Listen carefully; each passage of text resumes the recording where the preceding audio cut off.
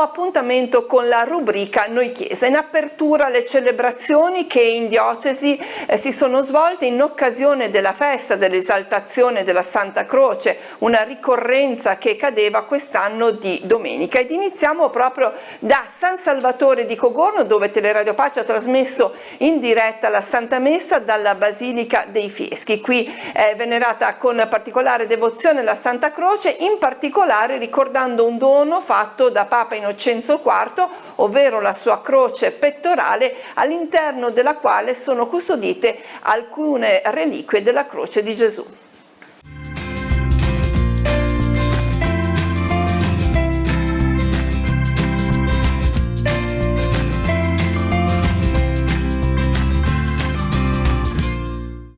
Memoria e tradizione si uniscono nelle celebrazioni che ogni anno si rinnovano a San Salvatore dei Fieschi. Nella data del 14 settembre la Chiesa fa memoria dell'esaltazione della Santa Croce in ricordo del ritrovamento della vera croce di Gesù da parte di Sant'Elena, avvenuta proprio il 14 settembre del 327.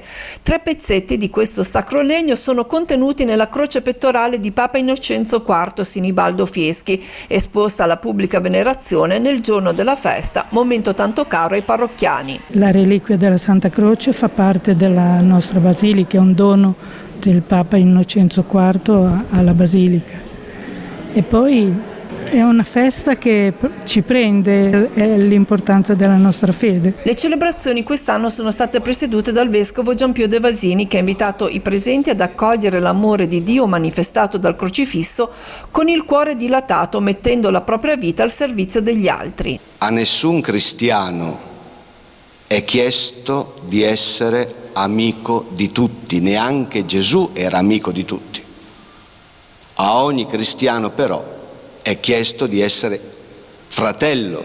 Credere in Gesù è praticare il comandamento nuovo, il comandamento di Gesù.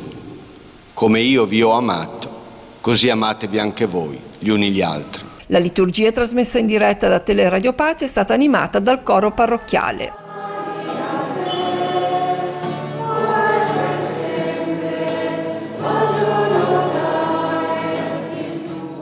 Siamo un gruppo di persone che comunque a messa ci vengono e ci piace sostanzialmente fare del nostro meglio per renderla un po' più bella con i canti. Oggi era un'occasione più che altro per il fatto che è venuto a visitarci il vescovo. Al termine è stata benedetta una riproduzione in miniatura di San Giovanni Paolo II, prima di proseguire i festeggiamenti all'esterno della chiesa in un clima fliscano, in omaggio alla famiglia Fieschi rappresentata da un discendente. È sempre un'emozione, come fosse, mi sento a casa mia, mi fanno sentire a casa mia.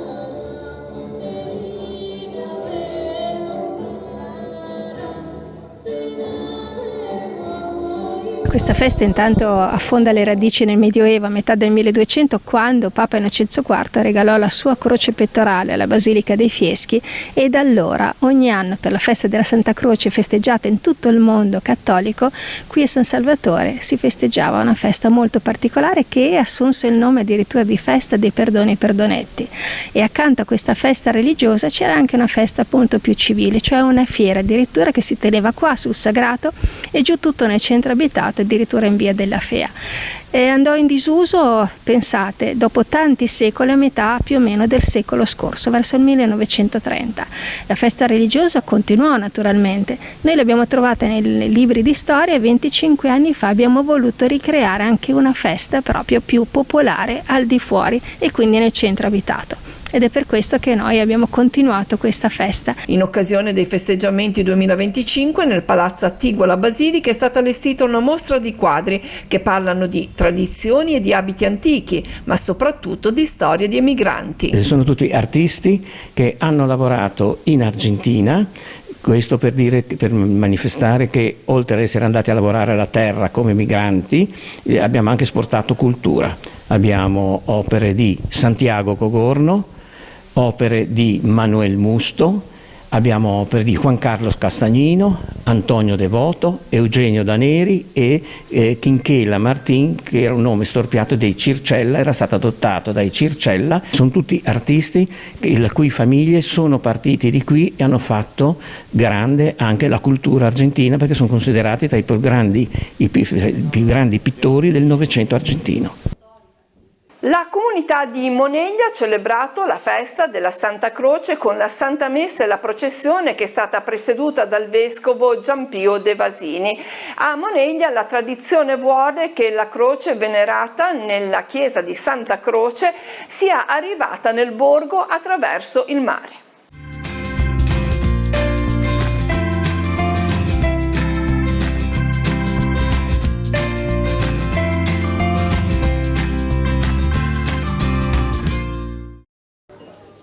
Come molte località costiere del Tigullio, anche Moneglia ha una storia di devozione e fede legata al mare. La Santa Croce, venerata nell'omonima parrocchia, si racconta sia giunta nel borgo proprio via mare. Questa immagine della croce, la tradizione vuole che sia stata portata dal mare, e i monegliesi sono molto legati a questa immagine e trovo che sia anche molto appropriata la collocazione abituale che è stata scelta, che è collocata proprio al di sopra dell'altare. Da qualche anno è stata scelta questa collocazione quasi a protezione di noi tutti fedeli, tutti monegliesi. Il ritrovamento della Santa Croce è fatto risalire al IV secolo sotto Costantino. La pieve dove è custodita è di epoca più recente. La festa principale per il paese di Moneglia è il 14 settembre, giorno in cui la Chiesa fa memoria dell'esaltazione della Santa Croce. Siamo tutte parrocchie confratelle, pertanto nelle feste ci intercambiamo amorevolmente. E la festa della croce è una gran festa per noi, già dai tempi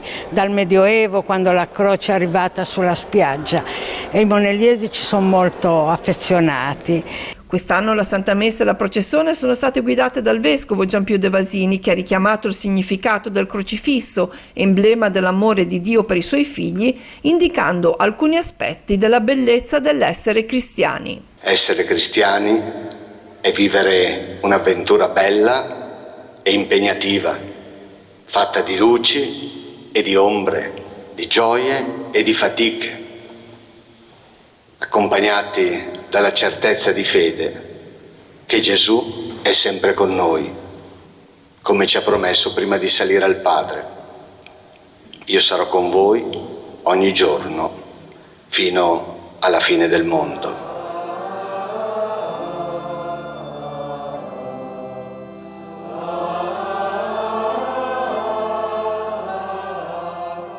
Nell'anno 2000, l'anno del grande giubileo, fu posta una croce sulla vetta del Monte Zatta in segno di devozione e in segno di protezione di tutte le comunità che dal monte si scorgono, gran parte delle quali appunto nella diocesi di Chiavari, ma una parte anche nella diocesi spezzina. A 25 anni dalla posa di questa croce si è rinnovato il pellegrinaggio sul monte, dove è stata celebrata la Santa Messa.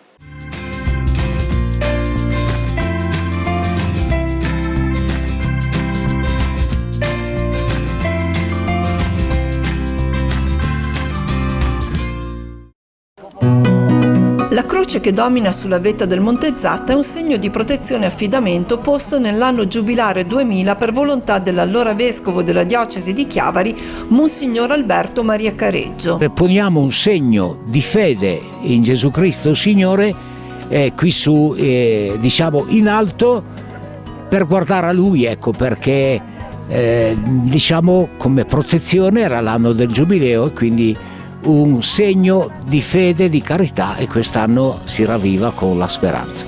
La grande croce in legno, così come il materiale necessario per fissarla al terreno, furono portati a spalla sulla cima della montagna, grazie alla collaborazione del gruppo Alpini, particolarmente legato a questo simbolo di fede. Noi siamo legatissimi a questo. Quando il vescovo Careggio ci aveva chiesto di partecipare a questa iniziativa, con entusiasmo ci siamo proprio attaccati a questa croce, e oggi in questi anni, ogni 5 anni veniamo a metterla a posto, perché purtroppo i vandali ci sono anche qua.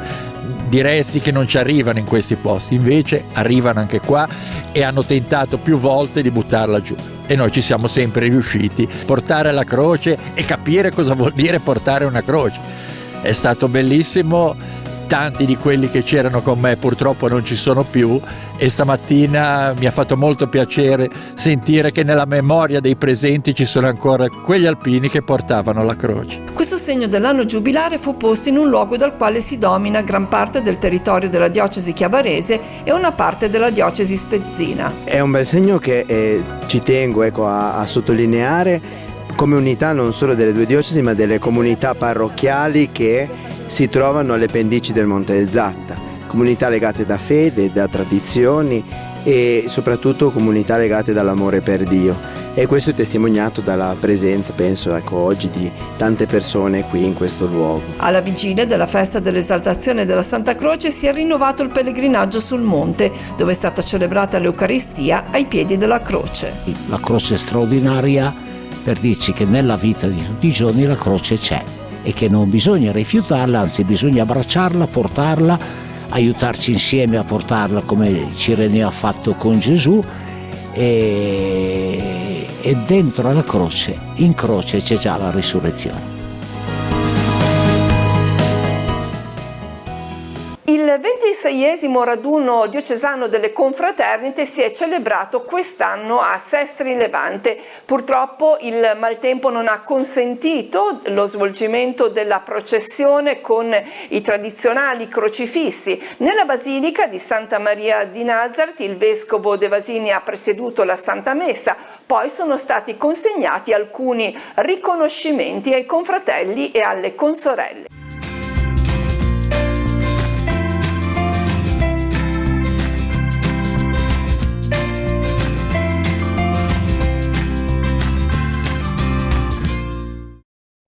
Culto, memoria dei defunti, carità sono tre pilastri attorno ai quali si svolge l'attività delle confraternite, realtà che affondano le loro radici indietro nei secoli e che trovano in Liguria un terreno ancora fertile. È una realtà che è presente in modo molto forte e particolare in tutta la regione ecclesiastica ligure, ma anche a livello nazionale e internazionale, tanto è vero che sono nati nel corso degli ultimi anni dei coordinamenti che sono proprio volti a creare sempre più unità tra le confraternite anche di diverse zone d'Italia e del mondo. Nel territorio diocesano sono 23 le confraternite con sede nei diversi vicariati in cui il territorio è suddiviso. La vocazione originaria è portata avanti con diversi servizi che vengono svolti all'interno delle realtà oratoriali e parrocchiali. Sono scopi appunto che hanno un'origine secolare e oggi bisogna cercare in qualche modo di tradurli in realtà. Quindi vuol dire innanzitutto cercare di collaborare con l'oratorio, con la parrocchia all'interno della quale la confraternita si trova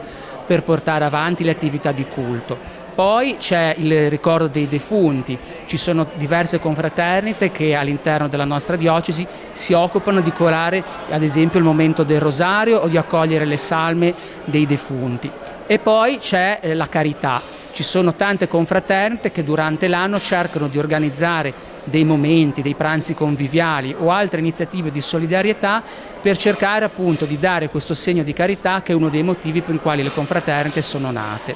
Il loro ruolo, sebbene si sia evoluto nel tempo, non è mai venuto meno, richiamando anche alcuni giovani, attirati soprattutto dall'attività dei cristesanti. Il mondo dei giovani si avvicina alle nostre confraternite soprattutto attraverso la realtà dei cristesanti, che sono coloro che portano i nostri crocifissi durante le processioni.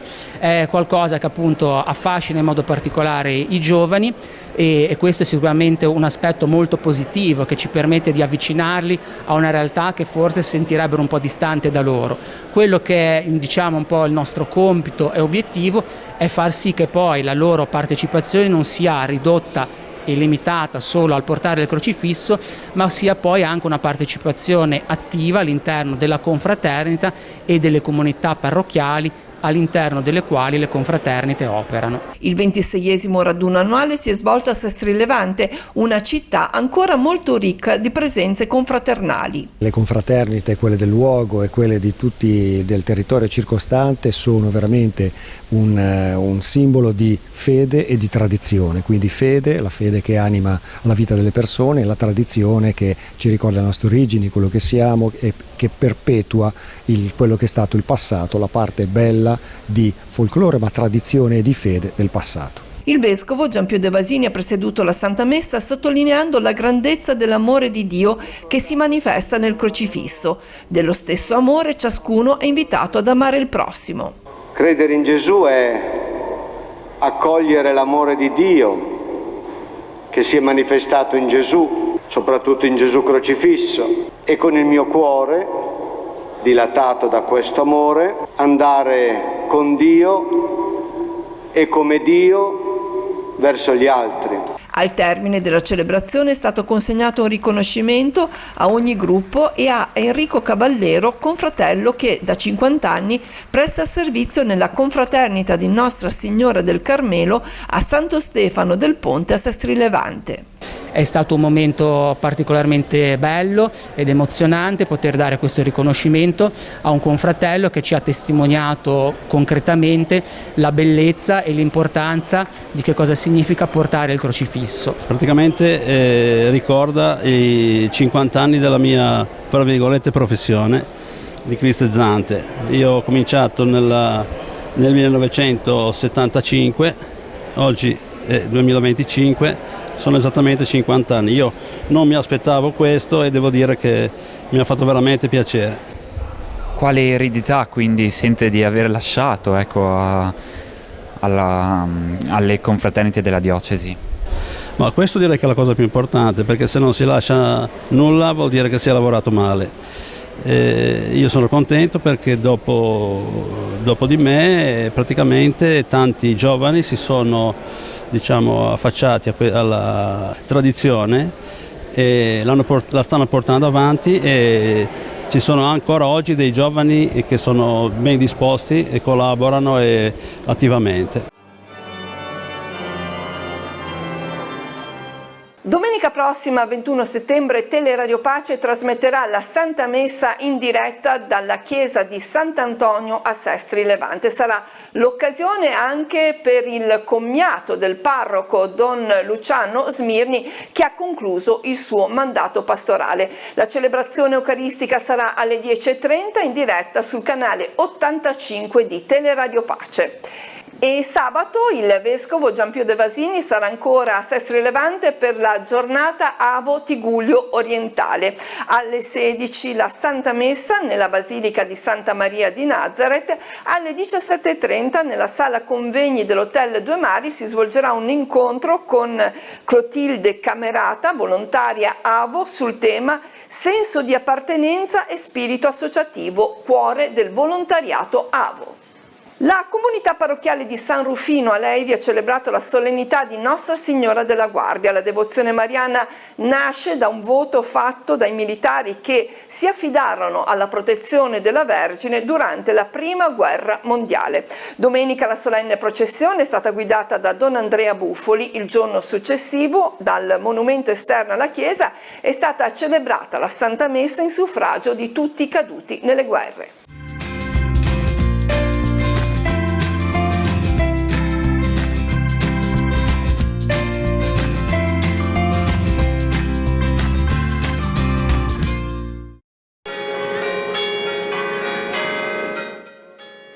Con la solennità della Madonna della Guardia, la comunità di San Rufino porta un po' a compimento tutta l'estate, che è stata caratterizzata da tante celebrazioni. Ecco, celebrare la festa patronale in una parrocchia che cosa significa? Significa vivere un momento, dicevo questa mattina a messa, di grazia, cioè è un momento nel quale si fa un po' il punto del percorso di fede di una comunità e di alcuni credenti, alcune persone che condividono questo cammino comunitario, e al tempo stesso mi sembra che sia un momento nel quale si riceve un dono particolare, perché perché la festa patronale mi sembra che porti in sé tanti significati. Prima di tutto quello che facciamo parte di una storia di fede, non siamo noi che abbiamo inventato nulla, ma a partire dal Signore in poi abbiamo ricevuto doni diversi che sono passati attraverso tante vite, tante testimonianze, tante esperienze, e la festa patronale è una di queste preziose esperienze, cioè mi sembra che la gente i parrocchiani la vivono con fede, ognuno con la propria fede, perché poi ognuno ha il suo percorso, però vedo che tante persone la vivono veramente come un momento dove affidarsi e sentire accanto a sé che il mistero di Dio è compagno della nostra esperienza umana. Quest'anno il percorso è stato caratterizzato dalla presenza di Padre Mauro Armanino venerdì, nel giorno in cui c'è stata l'offerta dei fiori a Maria, e poi la celebrazione della processione con Don Andrea Bufoli. Entrambi hanno un po' richiamato un'attenzione particolare ai giovani. Il Padre Mauro in particolare ha fatto un riferimento proprio ai giovani, con un paragone a quello che lui ha vissuto in tanti anni di missione. È stato un momento molto bello e prezioso, perché venerdì è stato il momento in cui i bimbi hanno fatto il dono dei fiori a Maria, e questo gesto non è stato un gesto vissuto superficialmente da nessuno, né dai bimbi né dagli adulti. Padre Mauro ci ha aiutato proprio in questo senso a richiamarci che tanti bimbi in questo momento non possono vivere quello che noi viviamo. Addirittura diceva: ci sono tanti ragazzi, tanti bimbi come voi che in mano non hanno un fiore da donare a Maria, a donare come gesto d'amore e di fede, ma hanno un mitra, hanno una pistola, hanno un'arma, perché sono stati obbligati a vivere in un mondo di guerra, di sofferenza, di violenza, e riconoscere che noi abbiamo questa libertà è una cosa molto seria, nel senso che non è tutto scontato, non tutti vivono le nostre vite, non tutti hanno i nostri doni, le nostre possibilità e le nostre libertà, e non tutti hanno neanche ricevuto quanto abbiamo ricevuto noi, quindi è una responsabilità molto bella, ma al tempo stesso molto seria, poter celebrare la nostra fede con gioia, ma anche con tanta libertà, con tanta possibilità, anche con tanta compagnia buona intorno a noi, cosa che tanti bimbi e tanti giovani non hanno. Don Andrea Bufoli ha guidato la riflessione nella festa della Madonna della Guardia a Lei, invitandoci a tenere la lampada della fede sempre accesa con rinnovato vigore. Sì, la lampada della fede, ma anche la lampada del nostro umano, della nostra vita, in tempi dove è difficile vivere momenti accesi di gioia, di passione, di speranza. Maria ci ricorda col Magnificat che nonostante tutto Dio opera grandi cose in noi, e quindi sul suo esempio anche noi, che abbiamo fatto un cammino in processione, che abbiamo portato l'immagine di Maria, siamo chiamati a fare altrettanto. Nel quotidiano la lampada degli studenti, la lampada delle relazioni coniugali, la lampada della famiglia, insomma una lampada che si accende sempre. Sì, noi possiamo decidere di vivere una vita al minimo con la lampada flebilmente accesa, e anche la scuola a volte può essere purtroppo un luogo dove i ragazzi, invece che essere accesi, si spengono. Invece noi, i luoghi più importanti della nostra vita devono essere luoghi che accendono la nostra vita, rinnovano la nostra fede, e quindi ci chiedono di vivere fino in fondo come ha fatto Maria. Un invito che ci hai rivolto è quello ad accendere proprio nei giovani, a far tirar fuori dai giovani il bello che hanno dentro di loro. Come si può riuscire a fare questo? Bisogna aiutare i nostri giovani a vivere tanto la comunità cristiana, la comunità civile, i luoghi dove studiano, dove fanno sport, i giochi di squadra, tutti i luoghi dove loro si sentono comunità possono essere luoghi dove loro tirano fuori le loro capacità, siano piccole o siano grandi, è importante che le tirino fuori e che noi aiutiamo loro a coltivarle. Così facendo possono davvero intuire che c'è una bellezza di vita che vale la pena accogliere, intuire e poi voler ogni giorno migliorare. La festa di Nostra Signora della Guardia sarà celebrata domenica nella cappella votiva Frisolino di Ne, alle 11 la Santa Messa con il parroco Don Paolo Nicora, alle 16:15 il Vespro presieduto da Don Andrea Costa, a seguire la processione con l'Arca della Madonna e la partecipazione dei tradizionali crocifissi delle confraternite e la banda Città di Sestri Levante, al termine un momento di fraternità sul sagrato della Chiesa. Con la Santa Messa di ringraziamento e in memoria di tutti i defunti si sono concluse a Cicagna le celebrazioni in onore di Nostra Signora dei Miracoli, 4 giorni di celebrazioni e iniziative di festa che hanno animato il comune della Val Fontana Buona.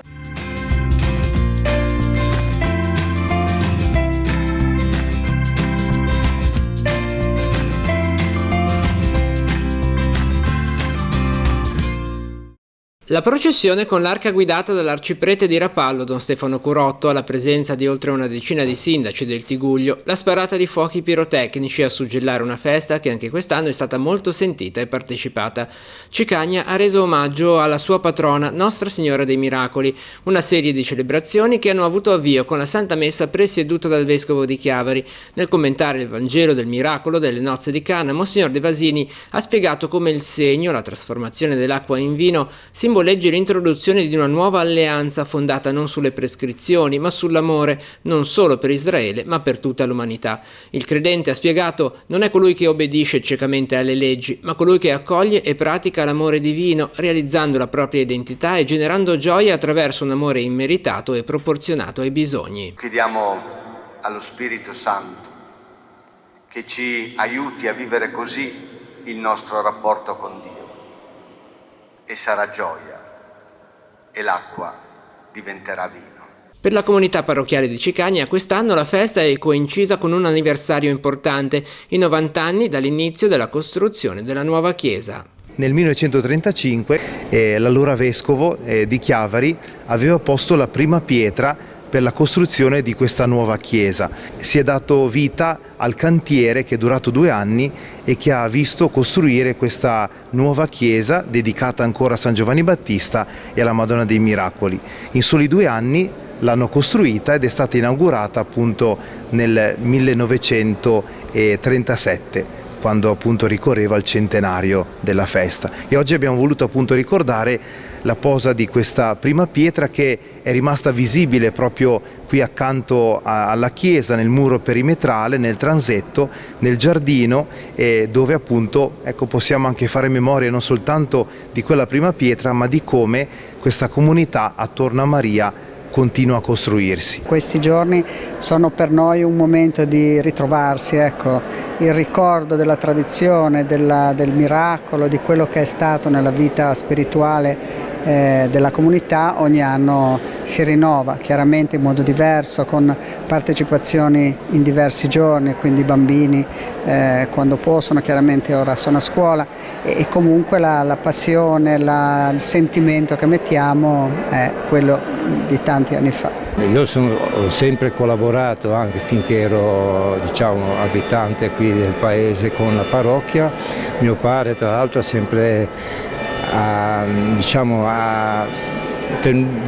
avuto una forte collaborazione con il parroco anche precedente, Don Frugone e Don Valentino, sia per quanto riguardava gli aspetti pratici, materiali, tecnici così, quanto anche all'aspetto della contabilità e altro, per cui diciamo che c'è sempre un legame forte con Nostra Signora dei Miracoli soprattutto.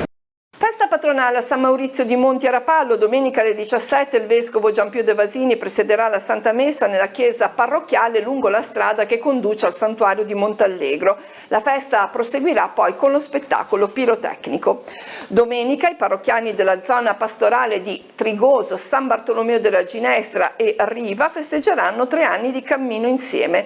Nell'occasione sarà ripresa l'antica tradizione, il pellegrinaggio in mare con un battello da 150 posti.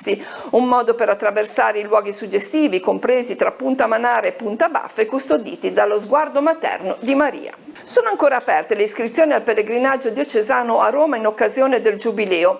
Il 18 e 19 ottobre sarà l'occasione di vivere il passaggio alla Porta Santa insieme al nostro vescovo e visitare i luoghi della fede. È previsto anche un momento di preghiera davanti alla tomba di Papa Francesco. Le iscrizioni si ricevono in curia ogni giorno, escluso il venerdì dalle 10 alle 12. Sentiamo.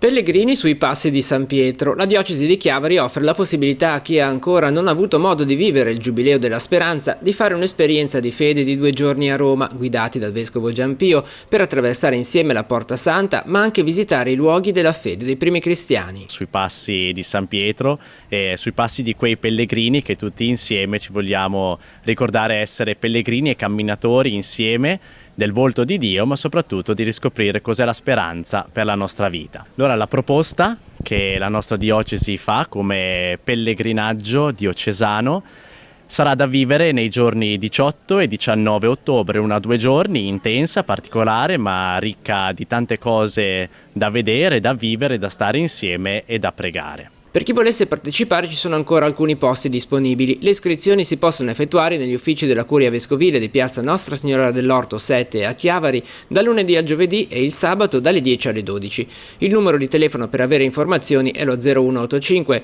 59051.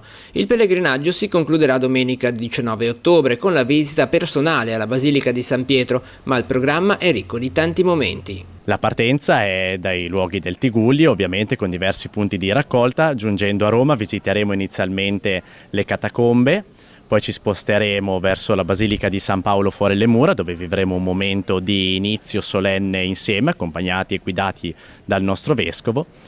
L'indomani, la domenica, la giornata inizia con la celebrazione eucaristica a Santa Maria Maggiore, preceduta dal passaggio della Porta Santa della medesima basilica e quindi anche la visita alla tomba di Papa Francesco. Le parrocchie del Vicariato della Fontana Buona andranno in pellegrinaggio giubilare a Montallegro domenica 21 settembre. La partenza a piedi sarà dalla piazza della chiesa di Cicagna alle 8:15 al Passo della Crocetta. Alle 9 ci sarà la possibilità di celebrare il sacramento della riconciliazione. Alle 9:45 il ritrovo per tutti al cancello del santuario, dove alle 10 sarà celebrata la Santa Messa. Alle 11:15 la preghiera del Rosario dal Sagrato verso il Pellegrino. Al termine ci sarà un pranzo di fraternità nel salone del santuario. Il Comitato Museo Diffuso dell'Orologio da Torre di Uscio propone Murales del Paese dell'Orologio. L'opera del decoratore pittore Ennio Lagomarsino propone la narrazione degli orologi da torre nel contesto delle 3 principali chiese del paese, Uscio capoluogo, Calcinara e Terrile, e anche delle 2 realtà museali, il Museo dell'Orologio e il Museo Diffuso. L'inaugurazione è prevista per domenica alle 16:30 a Uscio al Giro del Grigio, alla presenza dell'arcivescovo di Genova Padre Marco Tasca e del presidente della Regione Liguria Marco Bucci. La scelta della data non è casuale, in quanto nell'anno giubilare lo stesso giorno si celebra la festa patronale della Madonna Addolorata. Con questa notizia si conclude la rubrica per questa settimana, come sempre appuntamento a venerdì prossimo.